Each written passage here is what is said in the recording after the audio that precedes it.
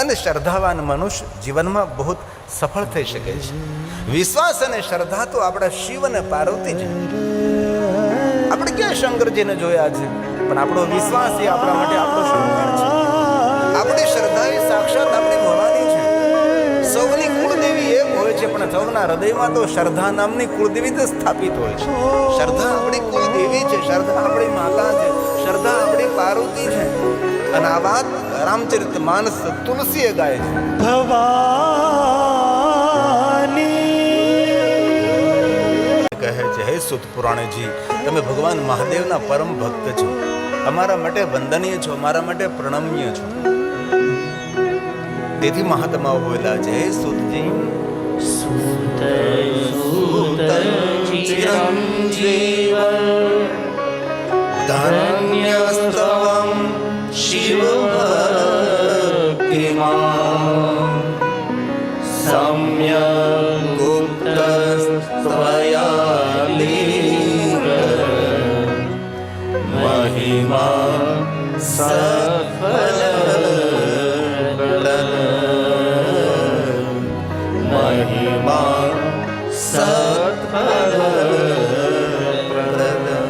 જે કથાનું શ્રવણ કરવા માત્રથી તે સમય ફલની પ્રાપ્તિ થાય છે, એવી ભગવાન મહાદેવના લિંગ સ્વરૂપની કથા કહું. હે સૂત પુરાણજી, અમારો એક પ્રશ્ન છે. સૂત પુરાણે કહે છે, મહાત્માઓ, આપનો જે કાંઈ પ્રશ્ન હોય એ આપ મને કહી શકો છો. મારા સદગુરુએ જે મને કહ્યું, મારી બુદ્ધિ અનુસાર હું જરૂર આપને કહીશ. એક શ્લોકની અંદર સુંદર પ્રશ્ન કર્યો છે, વેર માત્ર તું સર્વત્ર. પૂરા વિશ્વની અંદર દેવી દેવતાઓની પૂજા મૂર્તિ સ્વરૂપે થાય છે. આનું કારણ કયું? પૂજયંતી દેવતા ગણ. દેવ અને દેવગણોની પૂજા મૂર્તિ સ્વરૂપે થાય છે, પરંતુ લિંગે વેરે છે સર્વત્ર. લિંગ સ્વરૂપ વેર સ્વરૂપમાં ભગવાન શિવજીની પૂજા લિંગ સ્વરૂપે પણ કરી શકાય છે, ભગવાન શિવની પૂજા મૂર્તિ સ્વરૂપે પણ કરી શકાય છે. કથમ ક્યું? કથમ સંપૂજ્યતે શિવ. ભગવાન શિવજીની પૂજા બે રીતે શા માટે? જિજ્ઞાસા યુક્ત પ્રશ્ન કર્યો છે. કોઈને ક્યારે પ્રશ્ન કરીને તો આપણા પ્રશ્નમાં અહંકારની દુર્ગંધ નહીં આવવી જોઈએ. આપણા પ્રશ્નમાં શરણાગતિનો ભાવ હોવો જોઈએ. ઘણા લોકો પ્રશ્ન કરે તો અહંકારથી પ્રશ્ન કરે છે, અને જે પ્રશ્ન લઈને આવ્યો તેનો જવાબ તેના મનમાં ભરીને જ આવ્યો હોય. એવી રીતે નહીં, શરણાગતિ ભરેલો પ્રશ્ન હોય. આ ઋષિ મુનિઓએ સૂત પુરાણની શરણાગતિ સ્વીકારી છે. ભગવાન મહર્ષિ વેદવ્યાસજીના તમારા પર આશીર્વાદ છે. અને જે કાંઈ આ કથામાં ગવાય છે, કહેવાય છે, બોલાય છે, સમજાય છે, સમજાવાય છે, એ બધું જ ભગવાન મહર્ષિ વેદવ્યાસજીનો પ્રસાદ છે. નમસ્તુ તે વ્યાસ વિશાલ બુદ્ધિ, જેમની બુદ્ધિનો અતિ વિસ્તાર છે. આપણા ગ્રંથોને પ્રકાશિત કર્યા છે. આ પીઠ એ ભગવાન વ્યાસની પીઠ છે. તેથી અહીંયા આવ્યા પછી ભગવાન મહર્ષિ વેદવ્યાસજીના વિચારોનું વાવેતર કરાય. અહીંયા આવ્યા પછી ભગવાન મહર્ષિ વેદવ્યાસજીએ જે જે કહ્યું છે એ સરળ શબ્દોમાં સામાન્ય માણસને શ્રેષ્ઠમાં શ્રેષ્ઠ માણસ સમજી શકે તેવી વાણી, તેવા શબ્દોનો પ્રયોગ કરી અને કથાને આકાર આપવો એ કથાકારનું કર્તવ્ય છે. તેથી ભગવાન મહર્ષિ વેદવ્યાસજીના આપણે સૌ ઋણી છે. તેથી ભગવાન મહર્ષિ વેદવ્યાસજીને આપણે રોજ પ્રણામ કરવા જોઈએ, તેમની વંદના કરવી જોઈએ. નમોસ્તુતે વ્યાસ વિશાલ બુદ્ધે. ભગવાન મહર્ષિ વેદવ્યાસજી મહાદેવના પરમ ભક્ત છે. ક્યારે વારાણસીમાં જવાનો અવસર મળે તો વારાણસીની બાજુમાં એક વ્યાસ કાશી છે. વ્યાસ કાશીમાં ભગવાન વ્યાસજીએ સ્વયં વ્યાસેશ્વર મહાદેવ લિંગ સ્વરૂપની સ્થાપના કરે છે. અતિ સુંદર દિવ્ય ભગવાન મહાદેવનું લિંગ સ્વરૂપ છે વ્યાસ કાશી. ગંગા તટ પર સુંદર દિવ્યતાથી ભરેલી અનેક લિંગોથી ભરેલી કાશી નગરી છે. કાશીના મધ્યમાં રહેલા મધ્યમેશ્વર મહાદેવ, જેમની ઉપાસના ભગવાન મહર્ષિ વેદવ્યાસજીએ કરે છે. અને ભગવાન શંકરજીએ આદેશ કર્યો, વ્યાસજી, જે તમારે કાર્ય કરવું છે એમાં સંપૂર્ણ હું આપની સાથે છું અને મારી સંપૂર્ણ ચેતના આપને સમર્પિત કરું છું. શિવ મહાપડ અંતર્ગત ભગવાન મહર્ષિ વેદવ્યાસજીની શિવ ભક્તિનું વર્ણન છે. તેથી આપણે જે કાંઈ સાંભળીએ છીએ, કહીએ છીએ, એ ભગવાન મહર્ષિ વેદવ્યાસજીનો પ્રસાદ છે. તેથી નમસ્કાર કરીએ છીએ. નમોસ્તુતે વ્યાસ વિશાલ બુદ્ધે. એ વ્યાસેશ્વર મહાદેવ છે. ટેલિવિઝનમાં જોઈ ભગવાન મહર્ષિ વેદવ્યાસ સ્થાપિત વ્યાસેશ્વર મહાદેવ છે. અતિ પ્રાચીન ભગવાન મહાદેવના લિંગ સ્વરૂપ છે. અમારે કમાભાઈ વધારે છે. રાજકીય ક્ષેત્ર, સામાજિક ક્ષેત્રોની અંદર ખૂબ તેનું મોટું યોગદાન છે. અને જ્યારે વડગામ કથા હતી ત્યારે અમારો ઉતારો પણ અમારે કમાભાઈને ત્યાં હતો. ખૂબ હૃદયથી તાલીઓ વડે અમારે કમાભાઈને આશીર્વાદ આપીએ. અને એમના માધ્યમથી ઘણા સારો કામો પણ થઈ રહ્યા છે. બહુ બહુ ધન્યવાદ. આઈએ ભગવાન મહર્ષિ વેદવ્યાસજીને પ્રણામ કરીએ. નમોસ્તુતે વ્યાસ વિશાલ બુદ્ધે. ફુલ્લારવિંદાયત પત્રનેત્ર યેન ત્વયા ભારત પૂર્ણ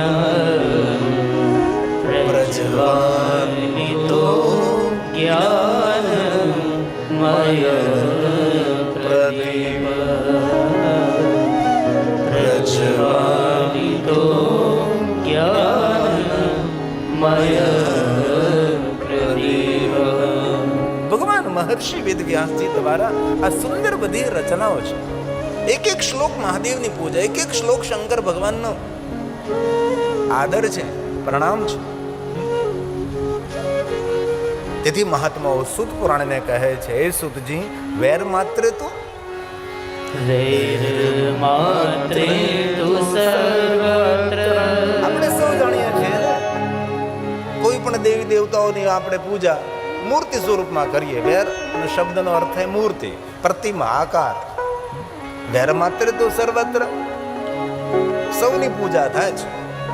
પૂજ્યંતે દેવતા ગણા. દેવ અને દેવગણોની પૂજા મૂર્તિ સ્વરૂપમાં કરીએ, પરંતુ લિંગે વેદે ચ સર્વત્ર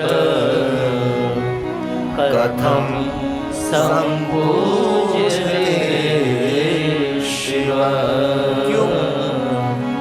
કથમ સંપૂજ્યતે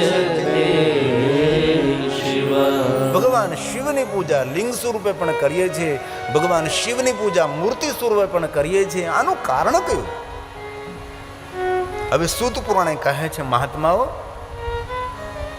તમે જે મને પ્રશ્ન કર્યો છે, અત્ર વક્તા મહાદેવો, એ તો ભગવાન શંકરજી કહી શકે છે, પણ મારા સદગુરુ ભગવાન મહર્ષિ વેદવ્યાસજીએ જે મને કહ્યું એ હું જરૂર તમને કહીશ. પણ નાન્યો અસ્તિ, કોઈ મહાપુરુષ પણ આપના પ્રશ્નનો પ્રત્યુત્તર ન આપી શકે. તમે જે મને પ્રશ્ન કર્યો છે, મહાઅદ્ભુત પ્રશ્ન છે અને પુણ્ય આપનારો પ્રશ્ન છે, અહોભાવ પ્રગટ કરનારો પ્રશ્ન છે. ક્યારે કોઈ વિદ્વાન, સાધુ, સંત, આચાર્યોને કઈ પ્રશ્ન કરીએ ને કે તેની અંદર અહોભાવ છુપાયેલો હોવો જોઈએ, તેની અંદર સ્વાર્થ છુપાયેલો નહીં હોવો જોઈએ, અહોભાવ. તેથી સૂત પુરાણે કહ્યું, તમે જે મને પ્રશ્ન કર્યો છે એમાં અહોભાવ છુપાયેલો છે, એક ભક્તિભાવ છુપાયેલો છે. અહો મુનીશ્વર પુણ્યમ. એ મહાત્માઓ, એ મુનીશ્વરો, તમારો પ્રશ્ન પુણ્ય આપનારો છે, મહાઅદ્ભુત પ્રશ્ન છે. પ્રશ્નવેતં મહાદ્ભુતં અત્ર ભક્તા મહાદેવો નાન્યોસ્તિ પુરુષઃ ક્વચિત. નાન્યોસ્તિ પુરુષઃ. હે મહાત્માઓ, સાંભળો, તમારો પ્રશ્ન અધૂરો છે. અરે, જવાબ તો અધૂરો હોઈ શકે છે, પ્રશ્ન પણ અધૂરો હોઈ શકે છે. કઈ રીતે મારો પ્રશ્ન અધૂરો છે, આપ કહો. જ્યારે સૂત પુરાણે જે કહે છે, મહાત્માઓ, તમે મને એવો પ્રશ્ન કર્યો છે કે ભગવાન શિવની પૂજા લિંગ સ્વરૂપમાં થાય છે, ભગવાન શિવની પૂજા મૂર્તિ સ્વરૂપમાં થાય છે, આવી બે રીતે ભગવાન શિવની પૂજા શા માટે કરવામાં આવે છે? પણ આપ જાણો છો, જ્યારે કોઈ શિવલિંગની કલ્પનાઓ નહીં કરી હતી, જ્યારે કોઈ મૂર્તિઓની કલ્પના નહીં કરી હતી, ત્યારે દેવતાઓ ઋષિમુનિઓ શું કરતા હતા? એ મૂળ પરંપરા છે ભગવાન શિવની.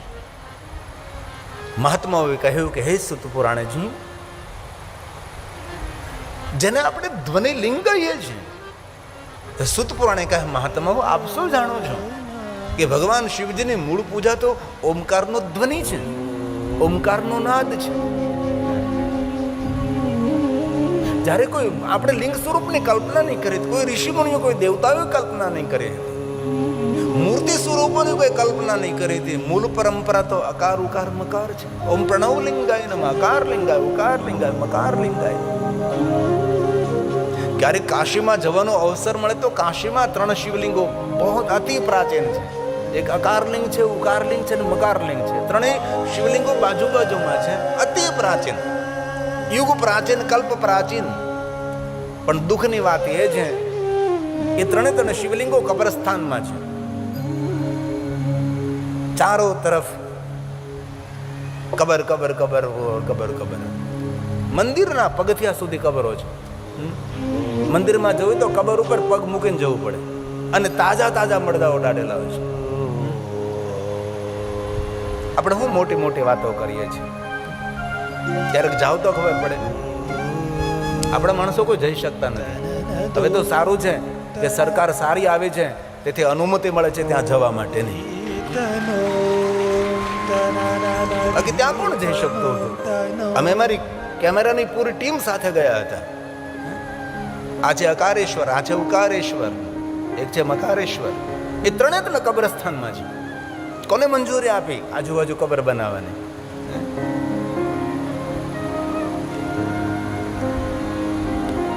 આપણે ઉજળા કપડાં પહેરીને ફરીએ છીએ, ક્યારેક આવા સ્થાને જવું જોઈએ. આ ભાઈ સંસ્કૃતિ, આપણા તીર્થધામોની કઈ કઈ હાલત છે. અમે પૂરી કેમેરા ટીમ સાથે રાત્રે ગયા હતા અને ઘોરી ઘોરીને સૌ જોઈ રહ્યા હતા. મૂળ સ્થાન છે અકાર ઉકાર મકાર. અત્યારે જવા માટેની છૂટી છે, પહેલા નહીં હતી કે કોઈ વિવાદાસ્પદ સ્થાન છે. એક લાટ ભેરો છે.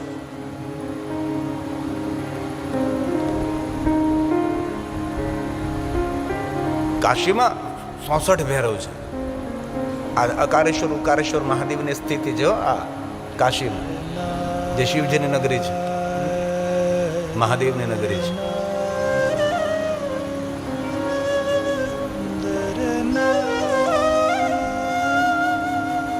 આપણે અંદર અંદર વિવાદ બંધ કરવાની જરૂર છે.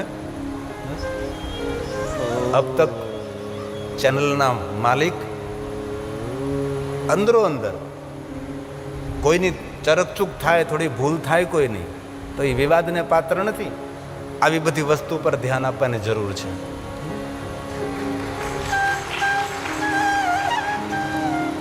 કાશીમાં 64 ભૈરવ છે. એમાં લાટ ભૈરવ તો યુગો સુધીની વર્ષો સુધી, જ્યારથી ગેર હિન્દુઓનો પ્રવેશ થયો ત્યારથી ત્યાં કોઈનો પ્રવેશ નહીં હતો. પણ હવે ત્યાં અનુમતિ મળે. ત્યાં બ્રહ્મ સરોવર છે, બ્રહ્માજીનું બનાવેલું સરોવર છે. તેની અંદર અવિરત જલ રહે છે. એ બ્રહ્મ સરોવર પણ જવાની અનુમતિ નહીં હતી. લાડ ભૈરવ તો ભૂલથી કોઈ જઈ ન શકતું. પણ અત્યારે મંજૂરી મળે છે, સંમતિ મળે છે. મસ્જિદની વચ્ચે લાડ ભૈરવ ઉભા છે. આ છે લાડ ભૈરવ ટેલિવિઝનમાં.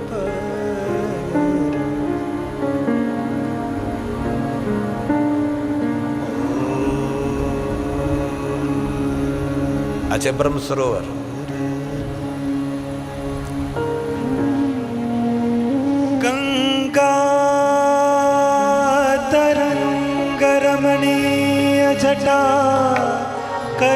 કાશીના તટ ઉપર લિંગમયો કાશ.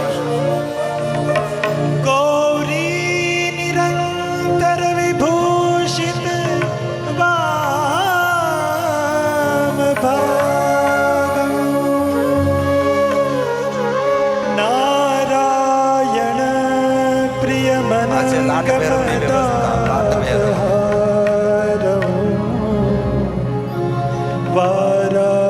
મંદિરની વ્યવસ્થા. પુરપતિમ ભજ વિશ્વનાથ વારાણસી પુરપતિમ ભજ વિશ્વનાથ વારાણસી પુરપતિમ ભજ વિશ્વનાથ. ઉગ્ર ભૈરવ, ક્રોધ ભૈરવ, ભૈરવોની પરંપરા છે. ખુશી વ્યક્ત કરું છું ઉદાસી આશ્રમની અંદર અહીં ભૈરવજીનું સ્થાન છે, અને જ્યાં જ્યાં ભગવાન મહાદેવના સ્થાન હોય ત્યાં કાલભૈરવજી હોય છે. કોઈ પણ શિવસ્થાનમાં જાઓ, કાલભૈરવને પ્રણામ કરવા બહુ આવશ્યક છે. આપણે સોમનાથ મહાદેવ જઈએ છીએ, પણ ભૈરવના સ્થાનની તો સ્થાનિક લોકોની ખબર નથી.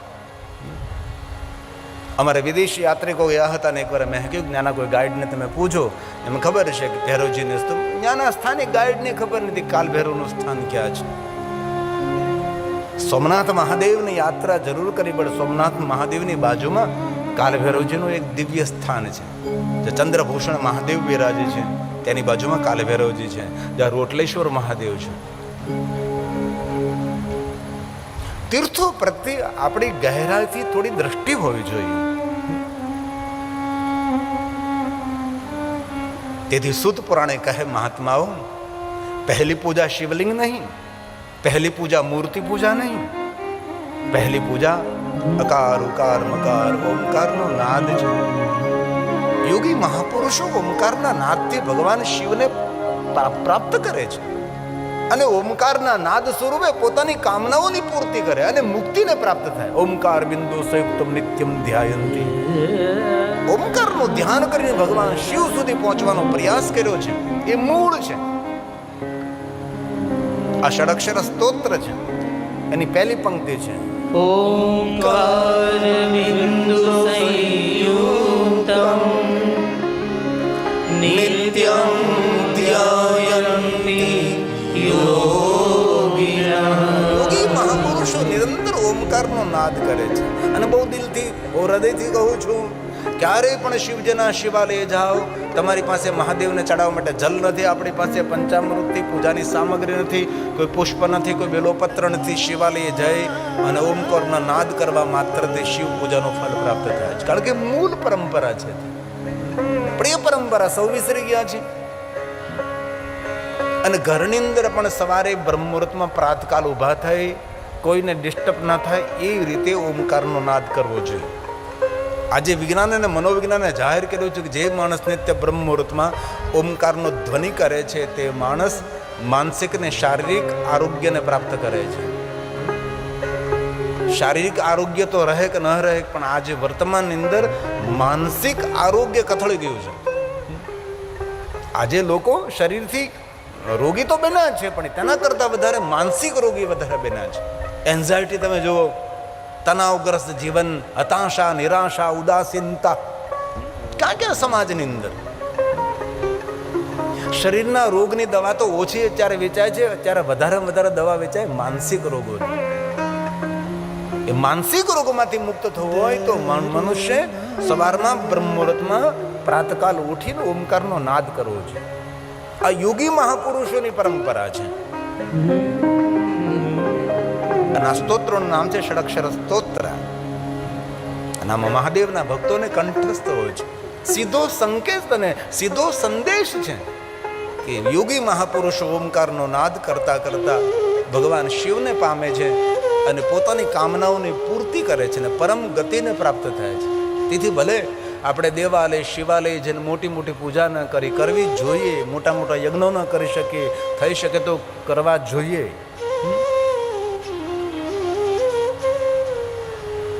તો સિર્ફ આપણા આરોગ્ય માટે, શરીરના આરોગ્ય માટે ને માનસિક આરોગ્ય માટે મનુષ્ય સવારમાં થોડા વહેલા ઊભા થઈને વ્યાયામ કરવો જોઈએ, પ્રાણાયામ કરવું જોઈએ. ખેતીમાં કામ કરે તેને કોઈ જરૂર નથી વ્યાયામ કરવાની કે પ્રાણાયામ કરવાની. પણ જે માણસનું બેઠારું જીવન છે, જે માણસ હાર્ડવર્ક કરતો નથી, જે શ્રમ કરતો નથી, પરિશ્રમ નથી કરતો, એવા માણસોએ માનસિક અને શારીરિક તંદુરસ્ત રહેવા માટે બ્રહ્મ મુહૂર્તમાં પ્રાતકાલ ઉઠી અને ઓમકારનો નાદ કરીને ધ્યાન કરવું જોઈએ. પ્રાણાયામ વ્યાયામ બહુ જરૂરી છે. આ ષડક્ષર સ્તોત્ર મહાદેવના ભક્તોને કંઠસ્થ હોય છે. ઓમકાર બિંદુ સંયુક્તમ નિત્યમ ધ્યાયન્તિ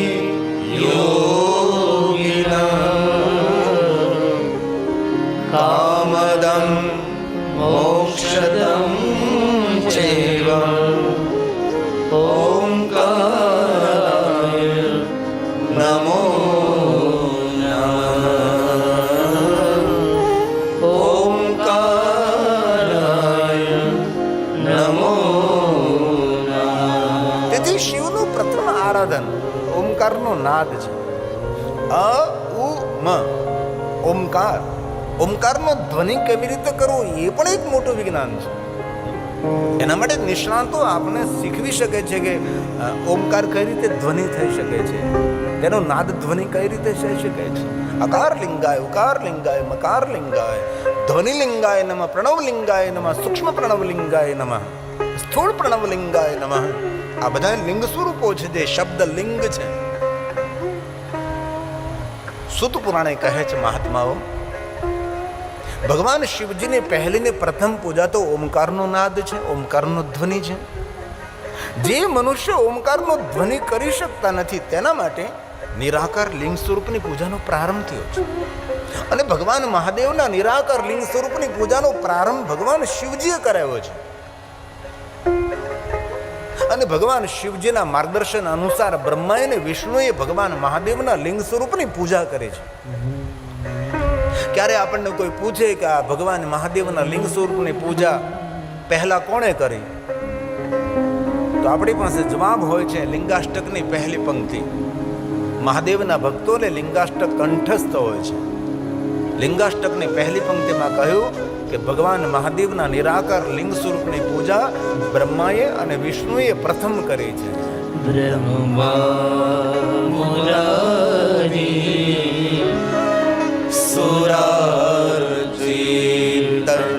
લિંગમ. બ્રહ્મા અને વિષ્ણુએ સાથે ભેગા મળે અને ભગવાન મહાદેવની લિંગ પૂજા કરી છે.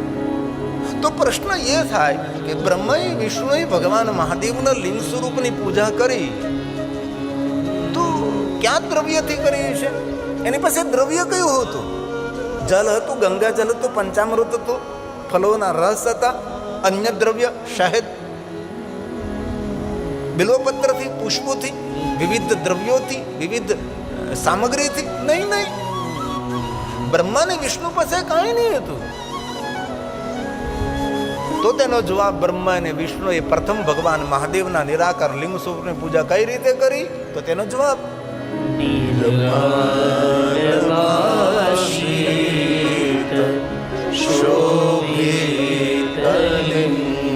નિર્મલ ભાવથી ભગવાન મહાદેવને શરણાગતિનો સ્વીકાર કર્યો છે. એ શ્રેષ્ઠ મહાદેવની પૂજા છે. જિંદગી આખી પંચામૃત, દૂધ, દહીં, જલ, ગંગા જલ ચડાવતા રહીએ, પણ જ્યાં સુધી નિર્મલ ભાવ પ્રગટ ન થાય ત્યાં સુધી શિવની પૂજા પૂર્ણ કેવી રીતે થાય છે? ભગવાન શિવ કહે છે મારી પાસે પૂજા, આપ મારી પાસે આવો છો, પૂજાની સામગ્રી કાંઈ પણ ન હોય, પણ તમારો જો નિર્મલ ભાવ હોય ને તો રાજોપચાર નહીં, સર્વ પૂજાનું ફલ હું આપું છું. પણ ભાવ નિર્મલ, અને નિર્મલ ભાવે મહાદેવની શ્રેષ્ઠ ને સર્વોપરી પૂજા છે. માણસનો ભાવ નિર્મલ નથી હોતો. અને ભગવાન શિવની દુનિયામાં નિર્મલ ભાવનો સ્વીકાર કરવામાં આવે છે. તમે શિવજીનું જીવન ચરિત્ર જુઓ, ભગવાન મહાદેવના ચરિત્રમાં કોઈ જગ્યાએ મલ નથી. ઉપમન્યુ ઋષિએ ભગવાન કૃષ્ણજીને જ્યારે પંચાક્ષરી વિદ્યા આપી, જ્યારે ઉપમન્યુજીએ કહ્યું કે દ્વારકાધીશ કૃષ્ણજી, હું તમને જે પંચાક્ષર મંત્ર આપું છું ને એ ભગવાન શિવજીના મુખમાંથી પ્રગટ થયો છે, કારણ કે શિવજી એ નિર્મલ છે. તેથી જેનો ભાવ નિર્મલ હોય છે એ જે પ્રવચન કરે ને એ જે બોલે છે એ જ મંત્ર છે. શિવજીના જીવનમાં કોઈ મલ નહીં. શિવજી જેવા કોણ નિર્મલ હોઈ શકે છે? મલ રહિત જીવન, કપટ રહિત જીવન, દેખાવ રહિત, દંભ રહિત જીવન એ શ્રેષ્ઠ શિવનું આરાધન છે. શિવ મહાપડ ગ્રંથની અંદર ભગવાન મહાદેવ સ્વયં કહે છે કે મારું અર્ચન કયું? તમારું નિર્મલ ભાવ ભાવા કરમ શિવમ, એ મારું અર્ચન છે. તેથી એક દિવસમાં તો આવું બધું થઈ ન શકે, પણ ધીરે ધીરે આપણે પ્રયાસ કરીએ કે આપણો ભાવ નિર્મલ રહે, આપણા મનમાં કોઈ મલ ન રહે. આપણે દુઃખી થઈએ તેનું કારણ કોઈ દેવતા નથી, આપણે દુઃખી થઈએ તેનું કારણ છે આપણા મનમાં રહેલો મલ. કોઈને કોઈ અંશે, કોઈને કોઈ ખૂણે ઈર્ષા પડી છે, અભિમાન પડ્યું છે, કોઈને કોઈ ખૂણે કાંઈ ને કાંઈ તો આપણે સંગ્રહીને રાખેલો છે. એ ધીમે ધીમે સંગ્રહને જો આપણે દૂર કરીએ તો શ્રેષ્ઠ મહાદેવની ઉપાસના છે, શ્રેષ્ઠ શિવ ઉપાસના છે. જ્યાં સુધી હૃદયમાંથી મલરૂપે કચરું દૂર ન થાય ત્યાં સુધી એ આપણા જીવનનું શ્રેષ્ઠ કાર્ય ન થાય. હવે તો દુનિયા બદલી ગઈ છે, બદલતી દુનિયા જોવાના આપણે સૌ સાક્ષી સ્વરૂપ છે. આપણા જીવનને આપણે ધન્ય માનવું જોઈએ કે આપણે બદલતી દુનિયા જોઈ છે. આપણે ગામડાઓના રસ્તા ડામર વગરના જોયા છે, કે આપણે શું તેના સાક્ષી છીએ. આપણા ગામમાં જ્યારે લાઇટ આવે ત્યારે લાઇટના થાંભલાના ખાડા ખોદાતા આપણે જોયા છે, અને લાઇટનો થાંભલો ઊભો કરવા માટે જે ખાડો ખોદ્યો હોય એમાં આપણને ઉતરવાનો પણ અનુભવ છે. અને ગામની અંદર લાઇટ લાવવાના ત્યારે થાંભલા ખોડાતા હતા અને તાર બંધાતા હતા, ત્યારે કેવો અંદરથી ઉત્સવ હતો કે આપણા ગામમાં લાઇટ આવી રહી. જેના દીકરાના લગ્ન હોય એવો ઉત્સાહ આપણા હૃદયમાં હતો, અમારા ગામમાં લાઇટ આવે. અને એ સરકારી લાઇટના થાંભલે જ્યારે ગલોપ બંધાય, ગલોપની નીચે આ કામ ન હોય તો આપણે બેહતા કે આ જો ગલોપ બળે છે. એમાં ઘરે જ્યારે લાઇટનું પહેલું દોરડું આવ્યું છે ત્યારે કેવો આપણને આનંદ થયો. તમે વિચાર તો કરો, એના આપણે સૌ સાક્ષી છીએ. હવેની પેઢી નહીં, આપણે સાક્ષી છીએ. લેન્ડલાઇન ફોન વગર આપણે જીવેલા માણસો છીએ. પછી લેન્ડલાઇન આવીને ડબલા આવ્યા ને ફેરવાના ચકડા આવ્યા ને એમાં કરતાં પીસીઓ એસડીડી આવ્યા, એ આપણે જોયું છે. તેમ કરતાં નાનકડા મોબાઈલ આવ્યા ને સ્માર્ટ મોબાઈલ આવ્યા ને આપણે જ લોકો આજે ઓનલાઈન વિડીયો કોલિંગ કરીને દેશ વિદેશની અંદર વાતો કરનારા આપણે કેટલા આયામના સાક્ષી છીએ. તમે વિચાર તો કરો, આપણને કેટલો લાભ મળ્યો છે. બદલતી દુનિયા આપણે જોઈએ છે. આપણે પેટ્રોમેસ બત્તી જોઈ છે, આપણે ફાનસ જોયા છે, આપણે લોભણી જોઈ છે, હવા ભરવાવાળા પ્રાઇમસ આપણે જોયા છે. એ પ્રાઇમસમાં જ્યારે કચરું આવી જાય, જ્યારે એ પ્રાઇમસમાં કચરું કાઢવા માટે આપણે પિનનો ઉપયોગ કર્યો છે. જો એ પ્રાઇમસમાંથી કચરું ન નીકળે તો પ્રાઇમસ એક બાજુ જગે. એ પ્રાઇમસના મેન્ટરમાંથી જ્યારે સંપૂર્ણ પિનથી કચરું કાઢી નાખવામાં આવે, ચારો તરફ રંગબેરંગી તાપ અને અગ્નિ જોવા મળે. તેના પર આપણે ચા બનાવતા. પ્રાઇમસ કેરોસીનની હવા ભરેલો આવે, તેમાં કચરું કાઢવા માટે પિન હોય છે. અને સંપૂર્ણ કચરો નીકળી જાય પછી એટલો સરસ પ્રાઇમસ આમ પેટાવું, એટલો સરસ પ્રાઇમસ લાગે. તેમાં કથારૂપી હું તમને પિન મારું છું કે કચરું નીકળી જાય હૃદયમાંથી, તો ભગવાન મહાદેવની ભક્તિ થઈ જાય. લિંગાષ્ટક કહે છે કે બ્રહ્માએ ને વિષ્ણુએ ભગવાન શિવની પૂજા નિર્મલ ભાવથી કરી છે. અને જે મહાદેવની પૂજા નિર્મલ ભાવથી કરે છે તેના માટે લિંગાષ્ટકમાં વરદાનને વચન આપ્યું છે. કેવું વરદાન છે? જન્મ દુઃખ વિનાશ. તે જન્મ અને મૃત્યુના દુઃખમાંથી મુક્ત રહે છે, જન્મના દુઃખોમાંથી. અને બહુ દિલથી, બહુ હૃદયથી કહું છું, જીવનના દરેક દુઃખોમાંથી મુક્ત રહેવું હોય તો દુનિયામાં એક જ આશરો છે, અને એ છે જગદીશ્વર મહાદેવનો આશરો. એ છે ભગવાન શંકરનું સાનિધ્ય, એ છે મહાદેવનું સાનિધ્ય. રોજ સુંદર નવી પૂજાઓ થાય છે. શિંગાર પૂજા, શણગાર પૂજા. ભગવાન શંકરજીનો શિંગાર થાય, ભગવાન મહાદેવને શણગાર થાય છે. અલગ અલગ ભગવાન મહાદેવને. અમારા વૈષ્ણવ સંપ્રદાયની અંદર ભગવાન કૃષ્ણજીને હિંડોળા થાય. અલગ અલગ શાકભાજીઓથી હિંડોળા થાય, અલગ અલગ ફલોથી હિંડોળા થાય. હિંડોળા ઉત્સવ હોય છે. પણ ભગવાન કૃષ્ણ દ્વારકાધીશને પૂછી તો જોજો કે ક્યારેક આ હિંડોળા ઉત્સવ ક્યાંથી આવ્યો છે.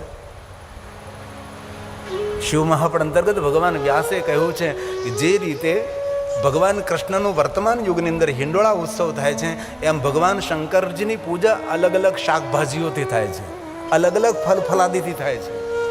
જે રીતે શંકર ભગવાનની પૂજા પહેલે ફલ ફલાદી શાકભાજી અનેક સામગ્રીઓથી ભાજીઓથી રંગબેરંગી પુષ્પોથી ભગવાન મહાદેવની પૂજાનો શણગાર થાય, એ જ રીતે વૈષ્ણવ પરંપરા અંદર અલગ રીતે ભગવાન કૃષ્ણજીને હિંડોળા થાય છે. મૂળ તો શિવ. અને બહુ દિલથી કહું છું, જે ભગવાન મહાદેવને શણગારે છે ને, ભગવાન શંકરજી તેને સદગુણોથી શણગારે છે. અને સાચો શણગાર આપણો સદગુણ છે. જરૂર આપણે કપડાં પહેરીએ, આપણી શોભા છે, બ્રાન્ડેડ બૂટ પહેરીએ, બ્રાન્ડેડ ઘડિયાળ પહેરીએ. પહેલાં તો આપણે બાપદાદાના સત્કર્મોથી ઓળખાતા હતા, હવે તો બ્રાન્ડેડ ઘડિયાળથી ઓળખાય, બ્રાન્ડેડ બૂટથી ઓળખાય છે. પહેલાં તો આપણા વડીલોના સંસ્કારથી ઓળખાતા હતા, આપણા વડીલોની ખાનદાનીથી ઓળખાતા હતા. તેથી ક્યારે અવસર મળે તો ભગવાન શિવજીને શણગાર કરવો. અહીંયા જગદીશ્વર મહાદેવમાં કેટલો સુંદર શણગાર કરવામાં આવે છે. રોજ માટે અલગ અલગ શણગાર, રોજ માટે અલગ શણગાર. અને હું કથામાં આવું એ પહેલાં ભગવાન મહાદેવને મળવા માટે જાઉં, ભગવાન શંકરજીને પ્રણામ કરો, વંદના કરો, સ્તુતિ પ્રાર્થના કરો, અને ભગવાન જગદીશ્વર મહાદેવના કાનમાં કહીને આવું. કારણ કે નંદીનો કાન તો બહુ ઊંચો પડે છે, કારણ કે નંદી એટલો મોટો છે, કાન સુધી મારું મોઢું ન પોગે, એટલો મોટો નંદી છે. એટલે નંદીના પગ સુધી મારું માથું પોગે. નંદીનો કાન આઘો પોગે, નકર નંદીના કાનમાં પડે કહેવું પડે કે નંદી મહારાજ તું ભગવાનને સહેજ સંદેશ આપી દેજે, અમારે થોડુંક અમારું ખાનગી કામ છે. પણ નંદી કે આ બધાનું સાંભળે મારે એઠું બેહવું જ નથી, મારે ઉપર બેસવું છે.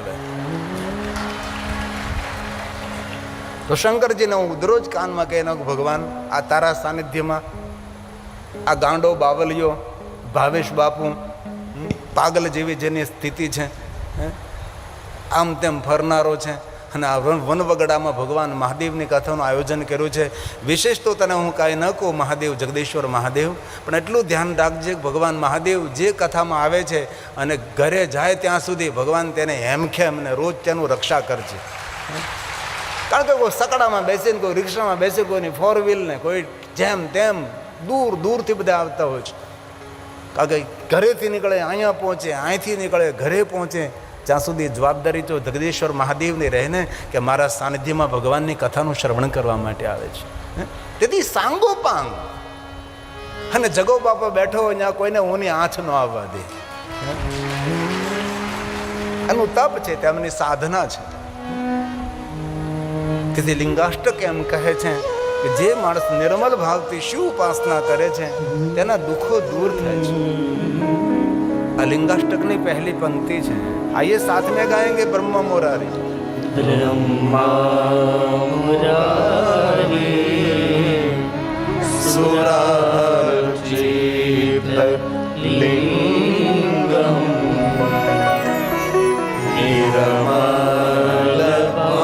निर्मलपाशित शोभित लिंगम जन्म दुख विनाशनलिंगम तत्प्रणमामि सदा शिवलिंगम